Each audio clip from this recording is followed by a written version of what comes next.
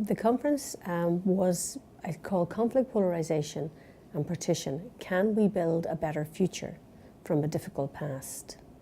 Sharing best practice. And it marks that we are effectively halfway through the decade of centenaries.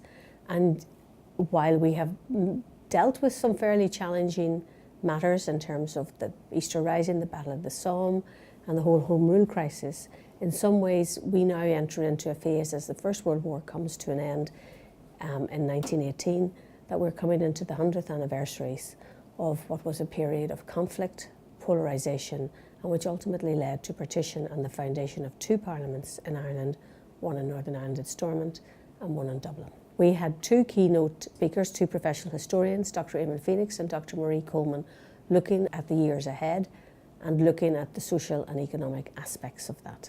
Then we had three sessions. The first one was about the power of objects. How can you use an object to support a difficult conversation? What are some of the issues within that? And we had a number of case studies that illustrated that. And then we moved on to looking at building sustainable skills, both in museums and public agencies, to facilitate looking at a fairly difficult history, but also in local community groups, so that people would look at history in a more complex way.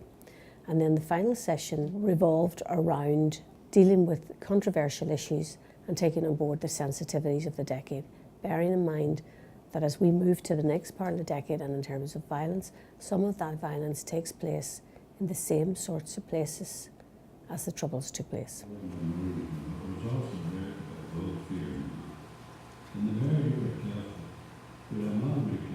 The drama piece was very interesting, and it was in the context of the workshop that was looking at controversial issues, and it was called Meek and the Major, and it was produced by Dervock Community Association in conjunction with Ballymoney Community Resource Centre. It grew out of a particular Orange Hall and a particular concern to tidy up particular graves from the First World War. Meek was a local lad who rescued John Redmond's brother from the battlefield.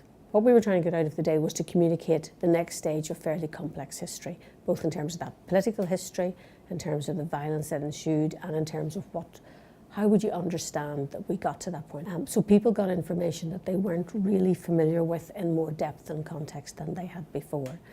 I suppose the big positive is that through the decade of centenary's work, we've collaboratively built a network of organisations that can work together, can share practice, share different types of approaches, and where people know each other and are not afraid to ask each other to help.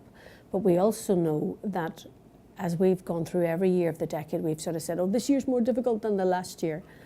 And we can gain some confidence that the methods that people have used, the different ways that organisations have engaged, whether it's been public history, it's been drama, it's been exhibitions, those are working in terms of engaging people in thinking about Irish history in a wider way so that we have a broader understanding of who we are.